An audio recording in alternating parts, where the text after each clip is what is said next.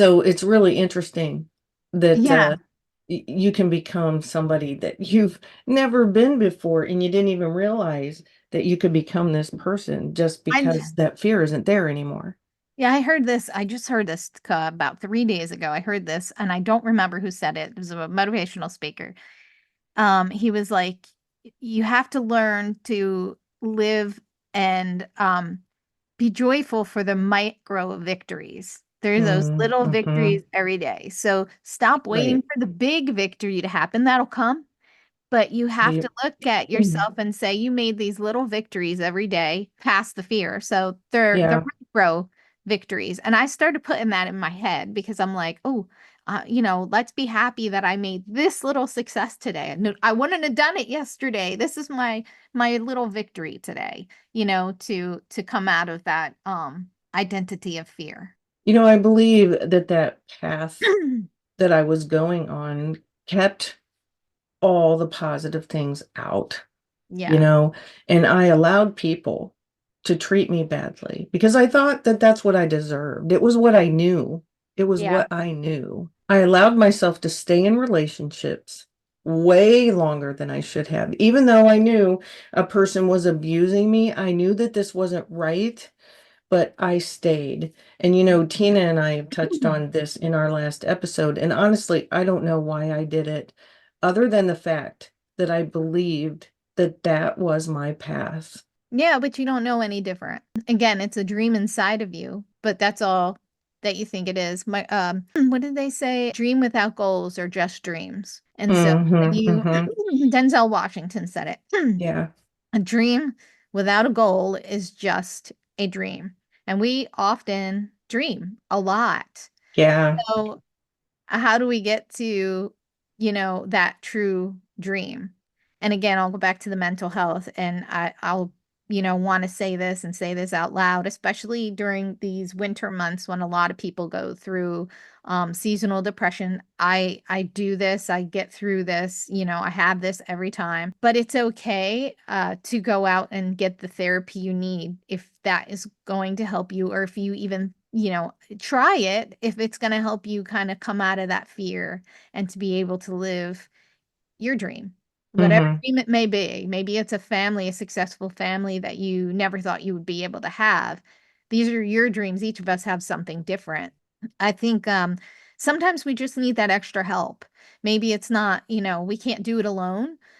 Listening to somebody, listening to this podcast might be something that really boosts someone to make that micro victory of not being so afraid and being able to hear two people Mm-hmm. who have gone through what they have, and maybe they are Right. going through the same thing, but able to relate and identify with these fears that are holding you back. Um, if it's therapy, I know it's a scary place. A lot of people think of it as voodoo, but God, again, um, I don't want to go to my grave being in fear, and I hope that other people don't feel that way either. That, Mm-hmm. you can get through the fear. We just don't know how to do it yet. Some people can do it naturally, and others, you know what? We just need a little help. I'm living a dream, but I'm not where I want to be yet. I recently did a podcast with a man named Ron Sanderson, Hmm. who is an autistic man who is an advocate, and he got his master's degree when they Yeah. told him that he would not graduate high school. Yeah. And in this episode, he talks about a man who did research on lucky and unlucky people. And he Mhm. found that 80% of the people who thought they were lucky, they found the $20 bill that he had stashed in front of a coffee house. And 80% of the people who identified as unlucky Yeah. didn't find it. That's So, amazing. that is just so interesting to Yeah. me. And that tells me so much about the Yeah. mindset of a person. And it really is what we believe about ourselves. After that happened when I was 11, 12, I can remember standing in the same areas that I had before all that happened, looking at the same friends, looking at the same playground, looking at the same, just everything. And I was not the same. I was like an out of body experience. Yeah. I felt like an alien in the same places that I had been before. Hmm. And there was just no way to be that same person. It's like that was a life before your life. You know, I had to get to the point where I also believed that making mistakes was okay eventually, Yeah. you know, because lots of times we have to give ourselves permission to become who that person was. And I was so critical of myself after that. Hmm. And so I really had to give myself permission to start making mistakes again. You know, I've messed up while speaking. Yeah. I've messed up Me on too. a podcast. Yeah. I've messed up when I've worked professional jobs and honestly think that I was harder on myself than anybody else would have been. And this is kind of funny because I was just a zombie. I was Okay. Yeah. just a zombie for our hometown. We actually have thousands, and they predicted 10,000 people were going to be in our hometown for this big thriller thing that we put on every year. They close off all the streets and they come from everywhere. And it is really a fun experience. It's the biggest flash mob that, our area probably has come up with. But it's kind of funny because we rehearsed for like the last month. All the zombies meet and we all rehearse. And I do great. I know every single move. I know everything that I'm supposed to do. And then the woman who's teaching it happens to look in my direction. All of a sudden, I'm like, I don't know what I'm doing. It's that teacher is looking at you moment. And Yeah. it's all of a sudden everything just goes and I don't know what I'm doing. But I just tell myself in my head, I'm actually thinking, oh, you suck. You don't know how to do this. You can't do this. Yeah. She's looking at you going, oh, you're the worst one in the room. Yeah. It's just so crazy how we can lose our confidence and we can talk to ourselves like that and instantly fear enters. And then I'm as a speaker, I do that sometimes. I'm like, oh my God, if I stutter, and then I lose track, even though like I don't read off script, but I know what I want to say, and there's certain things I want to say in a certain way because I think that that is a very good way to connect with somebody. And then, like you said, you make eye contact, or all of a sudden, sometimes I know this sounds weird. I have dyslexia, and sometimes I have it when I'm talking, where the words kind of flip flop, and I'm Mm, startle mhm. myself, and then I lose track, and then you're like, oh, what the heck am I doing up here? I'm not a good speaker. These people are saying this is a waste of time. Yes, it's those little things that all of a sudden throw you into, oh God, I'm not good enough. I was afraid because I'm autistic too. Oh And yeah. the friend that I go with every week to just kind of talk a little bit more about this, she wasn't there one week. And I just go so confidently every week to practice, and I'm just bam, bam, bam. And she did not, my one friend that I kind of just rely on just having an external brain, somebody there in the room that can, Yeah. that I'm used to and I can talk to and look to. She wasn't there. And so I just was so bad.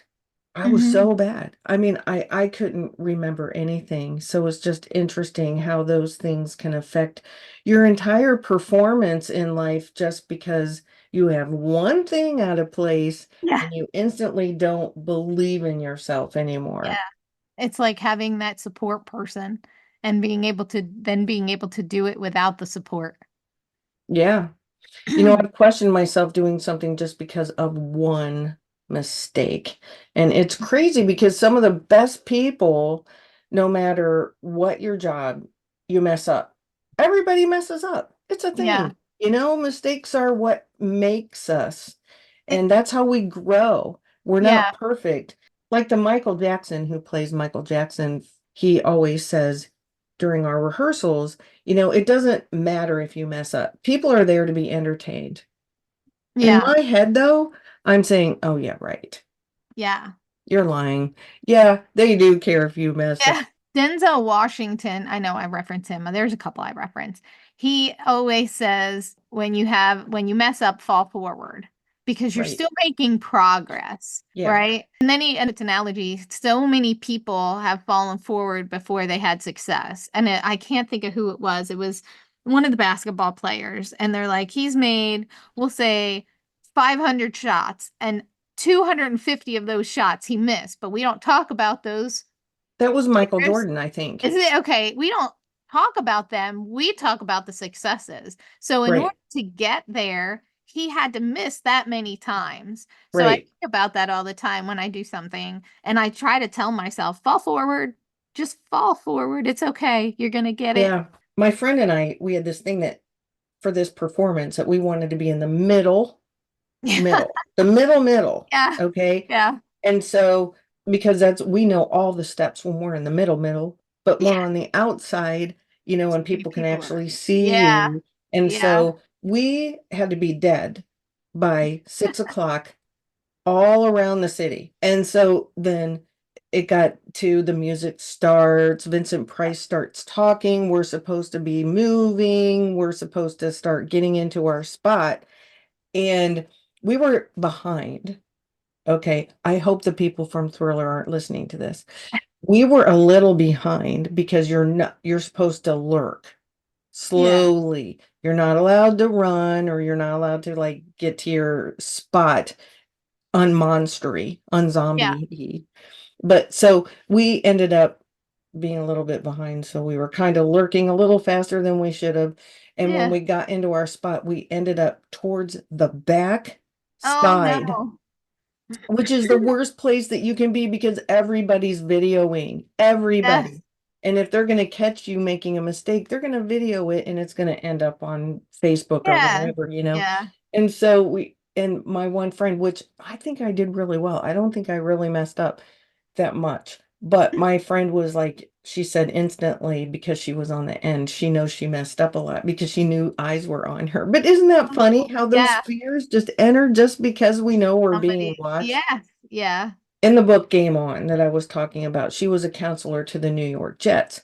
And she says, act as if your dreams have already manifested.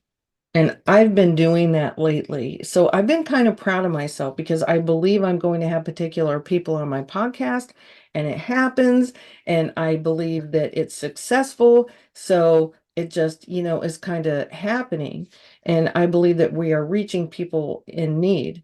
And that Yeah. really is the most important thing to me. But because I believe in that, I believe that it's happening.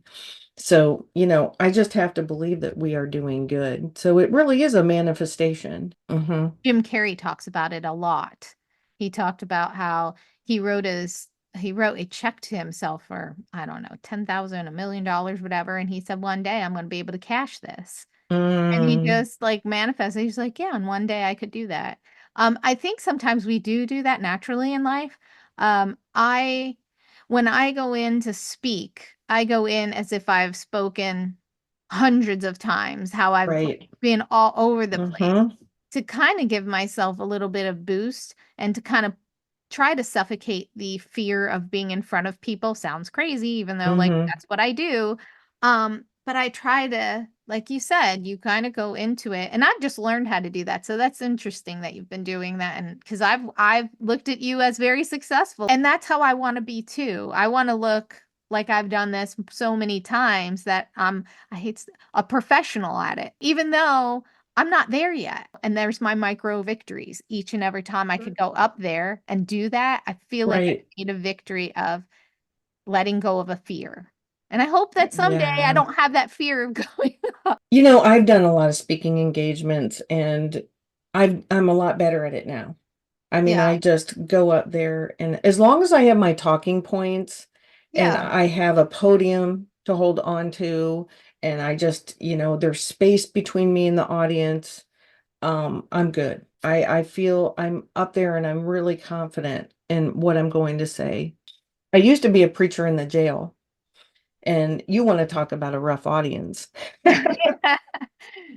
Yeah, but also they're the most loving and caring and the most broken and the most receiving Hmm. of what you have to say. I think that they helped me get to where I am. I know they did Huh.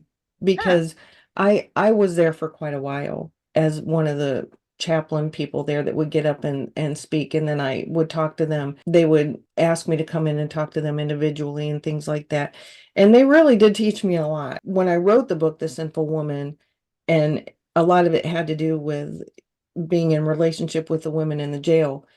I think out of all the things I've done in my life, I think that them doing what they were doing in fear Mhm. really helped show me what I could do. Wow.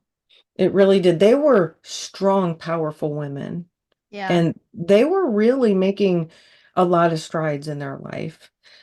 You know, there are so many possibilities of what we can do if Hmm. we aren't afraid.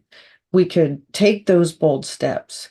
And wouldn't it be nice to just start that business or that Yeah. creative passion without second guessing? If you just one step at a time, if you take that first step, it'll lead you to the next. And if it doesn't lead you to the next step, you're going to fall forward. Right. I think one of the things we could do is openly and honestly communicate with people about our thoughts and feelings and desires without worrying about judgments or rejections, which is Yeah. what you talked about. Yeah.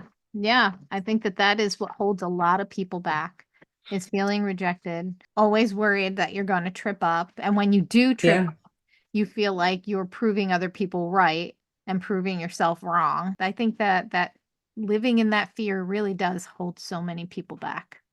I've lived so much of my life worrying about what other people thought. And I have finally gotten to the point that I honestly don't need someone to like me or Hmm. approve of me for me to feel good about myself.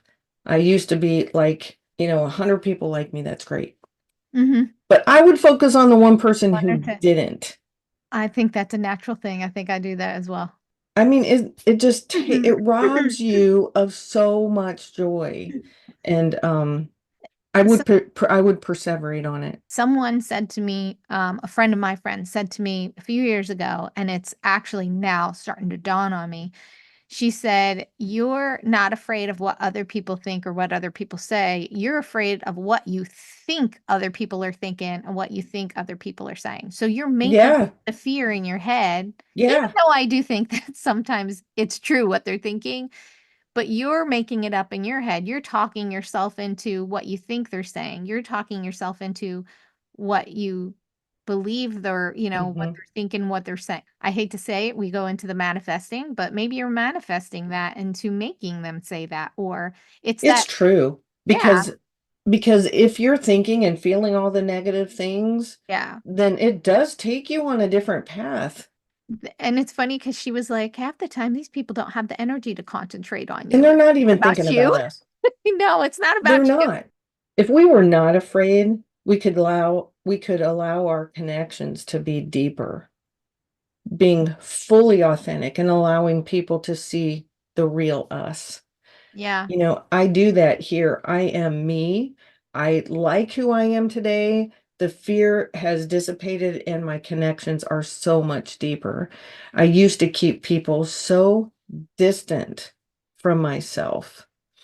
You know how you can be lonely in a room full of people? Yes. I say Yeah, that often. I said, yeah, you have this lonely feeling again while I'm going to therapy. It's hard to explain to somebody how lonely you feel when you have so many people around you. yeah. I mean, that was me. I was so sad all Hmm. the time. I don't even think I realized that how I was feeling Yeah. was sad. And that I could be in a room full of people surrounded, and I still felt lonely. And I wanted to let them in, but my fears kept everyone so distant. Hurt teaches you so young not to let anyone in, I feel, and fear can override everything. Absolutely. I absolutely 100% agree with that. One of the things I've learned on this side of fear, and that's how I like to say it, because it really feels like I'm on this side of fear, that living your dreams comes with setbacks, and that's all part of the journey. Overcoming past trauma can heal the fear and help you to move forward. Past traumas are so heavy, and the sheer weight of it keeps us from being able to move forward. And Right. you can't move forward with like 1,000 pounds on you, but the more you resolve, the less you carry, and the more you are able to move forward. Yes. And again, mental health, I'm working on that. And I'm going to therapy for that so that I can work on that trauma that I thought I had worked on because I want to be able to live authentically and not be so afraid all the time. You know, Tina and I have been talking about this lately. The less fear you have, the more you can stand up for yourself Oh, yes. and you demand respect and you can advocate for yourself and you can walk away from relationships that you should walk away from Hmm. and you can have your voice heard and you can walk away with more confidence. Yeah. And when you enter a room, a friend of mine said this, when I enter a room, I get intimidated. I get the fear of whatever. And he always said, you belong in that room. You belong Oh, just as much as everybody see, else. that is awesome. I love Yeah. that you belong in that room. That Yeah. is so good. I try to remember, I try to remind myself that anytime that I start to get intimidated, which Mm. makes me afraid. And then I'm like, and I try to like remind myself, and he used to go like on my shoulders. He's like, you belong in this room. Walk in that room because you belong there too. You know, it's interesting that you keep using the fall forward thing Yeah. because I often tell myself to fall forward and embrace the mistakes. And of course, you belong in that room. Yeah. Everybody in that room has made mistakes. And if the Yeah. people in the room can't recognize it as a mistake and they're looking at it for something else, then that's something wrong with them. And Yeah. it Has isn't. nothing to do with you. It's them. Right. So move forward without being afraid and Yeah. just know that it's all part of the journey. The mistakes, the hiccups, the pain. But if we can get on the other side of fear and start demanding better for ourselves, we can start to move in a better direction. And I love to demand better. Yeah. You belong in that room. You belong there too. You know, I want to leave with this. Without fear, our life could be marked by courage and resilience and a willingness to fully live, to fully experience everything that comes our way, the good and the bad. Like we say at Real Talk, there is purpose in the pain and hope in the journey, and we are trying to shake that fear and live a more full life. So let's do it together.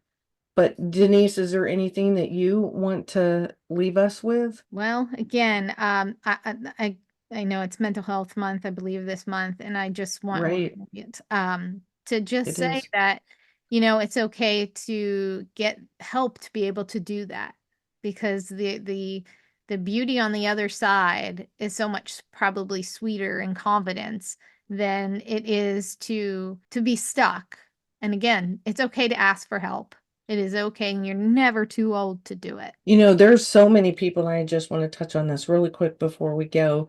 There are so many people who cheer me on, Hmm. but there were people that I even think today would be surprised I am where I am, Yes. and they would still hold on to who I used to be, Right. not see the Ann I am today. And if they were standing in front of me, not really recognize it and want me to not be where I am today. Even those people being in the presence can remind you of who you were, but that can fuel you to make you even a better person today and not to take you back to where you were. Oh, absolutely. I agree. I am everything I was never supposed to be. That, Me a too. lot of people said, oh, I had a neighbor that labeled me as trash growing up because of the family I was in.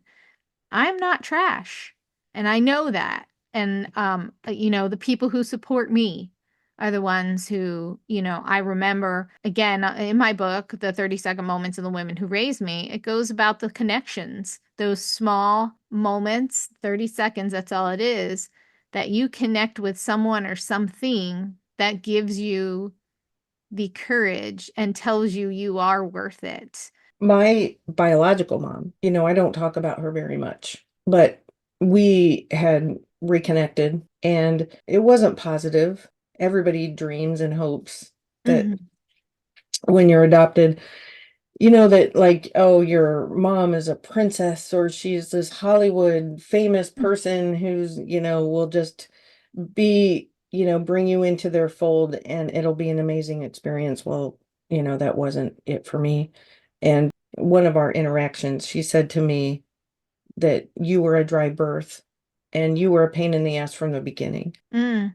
I've heard some things myself about myself. And, I hadn't even taken my first breath yet Hmm. what she was referring to. Yeah. I was just being born and she had a dry birth and she was referring to me as that. I But look mean, at you now, though. Look at how all the things that you were never supposed to be, whether it be told because you had autism, I have a son who has autism, whether it be, those obstacles or those things right, people say you can't be. I mean, look at where you are today. I look at that and I'm inspired by it. Yeah, people could be horrible and you could start out your life where people treat you that way or tell you that. But again, look at where you are. But it came with a lot of hard right. work too. Well, back then I received things like that. I Yeah. took it in, I allowed it to affect my inner person, Yeah. my inner child. But now the inner child inside of me doesn't receive those things anymore. There has been a lot of things that you have inspired me to be like and do. And the fear that you don't have anymore, because I can see that, I hear that when we talk, Hmm. absolutely inspired me to want to feel that too, that freedom. And so, Hmm. again, with the childhood, that's one of the things I'm going to therapy for. Is one of the things we talked about is I want to not be the afraid 14-year-old. I want to be the confident 49, almost 50-year-old, and be allowed to not allow, like you said, those things to bring you back or to remind you of who you used to be versus Right. who you are now. And I like the word freedom Hmm. because it is to live a life where you feel so afraid all the time. It robs you of that freedom. Hmm. But now I do. Free is how I feel and it's how I live. Hmm. And even in my worst moments, even when I'm a zombie and I'm like the teacher's looking at me and I'm like, yeah, oh, you suck and all that other stuff, and I let it come into my mind for a moment, Yeah. I laugh it off and it becomes like a nothing to me, where Yeah. before it would have become something. It It would would have have been stopped you. much bigger than it was. In that moment, I honestly just kind of laughed at myself, like, what are you doing? I Yeah. mean, it was just so funny. And then I embrace the mistakes, and everybody's going this way, and I'm going this way. And it's like, oh, well, it Yeah. doesn't even matter. It was fun, and I enjoyed it. And that is really what it comes down to, is enjoying life and Yeah. embracing all of it and being able to be free to let in all the things. Even if it's an So, imperfection, it's okay. and I think why I kept everything out too was because my mom and I, to the day that she died, never had a conversation about my dad, Mm. about my sister, about why we took the 6-week trip, about how my life was after, which was pretty abusive. But I do think those lack of conversations made it worse. Mm. And she never brought it to the table. And I think that that's kind of important. Yeah. And, but you know what? It's some of those things that Tina and I have talked about recently about never getting the apology that you thought that you should get. Hmm. And I think that maybe that adds to a certain extent when you feel like even somebody passes away without giving you that. That closure. But you don't need it. Mm-mm. Her last breath was all I needed for me to be Yeah. free and become the person that I am today. Yeah, So I hope that whoever is listening to this is able to let go of whatever it is that's holding you back, that's instilling this fear in you that you can't let go, that you're able to get a peace with that and be able to live your fullest to your fullest. I agree. Well, thank you for listening, and we will see you next time.